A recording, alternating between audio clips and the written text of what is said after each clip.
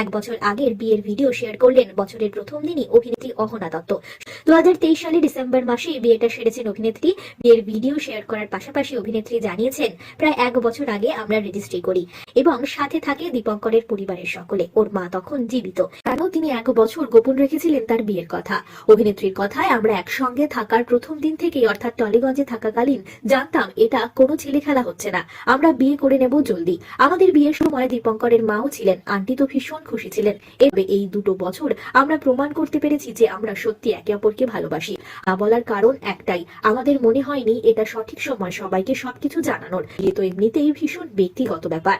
এছাড়া অভিনেত্রী জানিয়েছেন, ভিডিওটা পোস্ট করার অনেকদিন ধরে ইচ্ছে ছিল, নতুন বছরের প্রথম দিন মনে হলো শেয়ার করেই ফেলি। অভিনেত্রীর মায়ের সঙ্গে সম্পর্ক এখনো খারাপ। এ বিষয়ে অভিনেত্রী বলেছেন, দেখো, সব পরিবারেই তো ঝামেলা ঝগড়া অশান্তি হয়, পরিবারে ঝামেলা ঝগড়া অশান্তি সবারই হয়। তো সত্যি বলতে পার্টি বা রিসেপশনের কোনো পরিকল্পনা তো আপাতত নেই।